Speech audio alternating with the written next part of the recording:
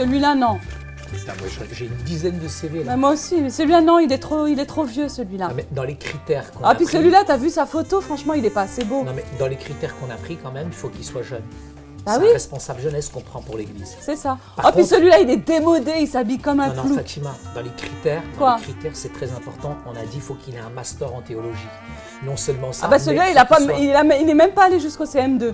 CM2. Non, il Non. faut qu'il ait le bac de préférence. Bac Mais celui-là, il n'a plus même 5. pas son bac, il a le bac Non, mais moins les 5. critères qu'on a dit, c'est qu'il ait le bac plus 5, qu'il a un master en théologie, qu'il a un permis. Parce que quand il va conduire avec les jeunes, c'est hyper important. On a aussi dit Ah bah, dans les critères ah que bah, c'est elle, important. elle est pas mal, Faut elle. qu'il soit marié, il faut qu'il soit fiancé. Ah, elle est célibataire, déjà. elle est célibataire. Alors Non, ça va tu pas. peux virer. On vire. Voilà. Lui, franchement, il est pas mal, Saïd. Qu'est-ce qu'il a?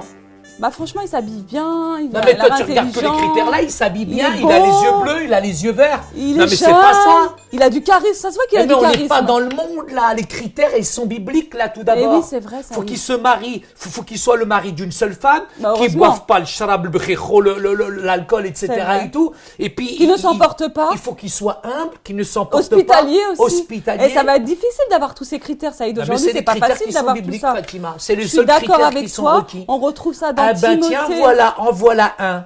François, chauffe, regarde. Mon caméraman. Maintenant, le caméraman, il est devenu responsable jeunesse maintenant. Tu te moques de moi, toi? T'as pris un drone ou quoi? Ma J'ai parole. cru que c'était François le caméraman. Mais non, c'est un autre François. Écoute, je veux François. dire une chose, Saïd. Dis-moi, Fatima, oui. Moi, je pense que la Bible, elle dit qu'il faut. Oui. Il y a dans Timothée et Tite, il y a des références. Timothée Alors, et Tite, les deux en il doit même temps. être fidèle, les deux, il y a deux versets. Fidèle. Il doit être un bon conjoint, un bon parent, non rebelle, non à fait. têtu. Il doit ne pas s'emporter, il doit ne pas t'emporte pas, s'adonner Fatima, au vin. tranquillement. Et puis, il Fatima, doit ne être t'emporte hospitalier, pas. il doit avoir la maîtrise de lui. Toi, t'en connais une personne comme ça, franchement? Moi, Tu rêves, là. Fatima, Tu sais, Fatima. je vais te dire une chose. C'est vrai Oui, que je tout à sais. l'heure, j'ai cité la beauté, la jeunesse, j'ai cité le charisme, la puissance. C'est Non, mais vrai ça, qu'aujourd'hui, c'est mondain, ça. aujourd'hui, on s'attache à toutes ces choses. Mais la Bible, elle dit quoi, elle, finalement? La Bible, elle parle de l'humilité, elle parle de la maîtrise de soi, elle parle de la loyauté, de la bonté. Ça, c'est des caractères que Dieu veut pour un bon leader. Tous ces caractères, je dirais, humains, tous ces critères-là ne sont pas qu'humains, c'est divin, c'est Dieu qui a établi ces choses-là. Et nous pouvons être enclins, c'est vrai, avec notre nature pécheresse, parfois, à ne pas avoir ces qualités-là. Dans ce cas-là, il faut aller les chercher. Et il faut développer ces caractéristiques. Et ça se travaille. Ça se travaille dans la prière. Ça se travaille déjà en reconnaissant ce qui nous manque. Puis s'il y a des choses, finalement, peut-être que si on aime un peu trop le vin, eh ben peut-être qu'il va falloir ralentir pour être un bon leader. Ah, je croyais que tu disais un bon buveur. Un bon leader. Et peut-être que s'il y a des choses qui ne vont pas dans notre vie, il va falloir finalement les examiner à la lumière de la parole de Dieu Oui. et rechercher les qualités suffisantes. Mais il y a quand même des qualités qui sont principales et qui sont fondamentales et qui doivent être là, surtout si on est un leader de jeunesse. Donc, dans Colossiens, au chapitre 3, il y a des exemples de qualités auxquelles les chrétiens doivent aspirer. Nous devons faire preuve de compassion, de gentillesse, de bonté, d'humilité. Être prompt, Fatima, on l'a dit dans certaines leçons aussi, à pardonner, à être enseigné. Si le responsable, je dirais, qui va venir n'est pas enseignable, moi je peux te dire que déjà c'est un critère. Et la fidélité pour moi est un deuxième critère. Cela est vrai pour chaque croyant et pas simplement pour les responsables d'église.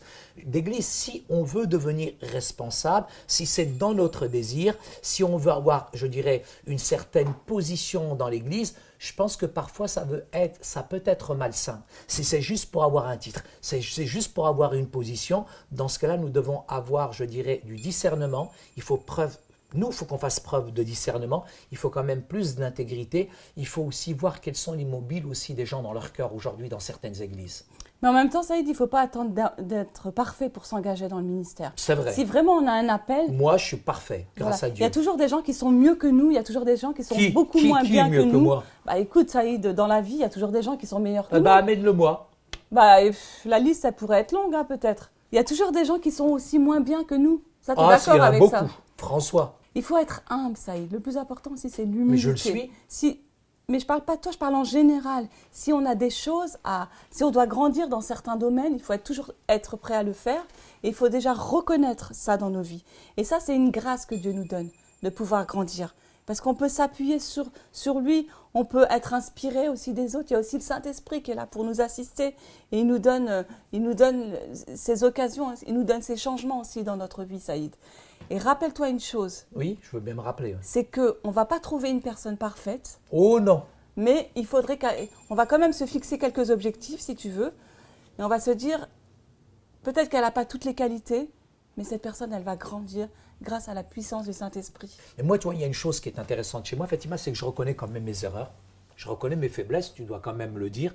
Je reconnais aussi mes échecs, mes manquements. Et parfois, si je me trompe, je reviens quand même.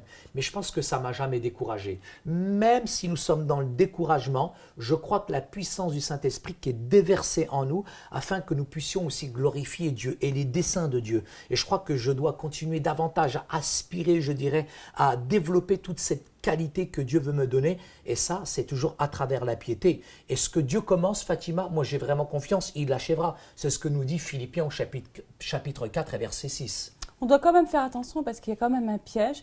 Et Quel piège? Aujourd'hui, on s'aligne beaucoup sur les critères de ce monde pour recruter des personnes. Oui, et c'est pour ça que je ne suis pas tombé dans ce piège, moi, tout C'est à l'heure. important, on doit se rappeler. Toi, tu parlais de la beauté, ceci, cela. Mais je suis d'accord avec toi, c'est pour ça que je les ai énumérés. C'était pour mettre en avant le fait qu'il ne faut pas se fixer sur ces choses. Parce qu'aujourd'hui, on a une tendance naturelle Laquelle? à vouloir rechercher des gens beaux, à vouloir rechercher des gens qui ont du charisme. Ça, c'est important, mais toutes ces choses sont importantes. Et je ne suis pas du tout contre ces choses-là.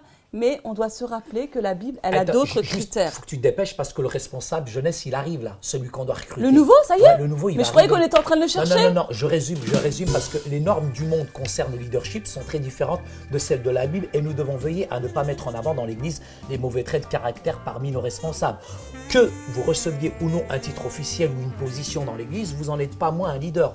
Pour que quelqu'un d'autre, en tant que tel, vous êtes appelé à développer les qualités dont la Bible parle. Les leaders qui ont l'impression d'avoir échoué ne doivent pas se décourager, sachant que le Seigneur agit en eux pour les amener à sa ressemblance. Il suffit parfois d'avoir en vous les graines de ces qualités et un esprit bien disposé pour que le Seigneur vous qualifie pour son service.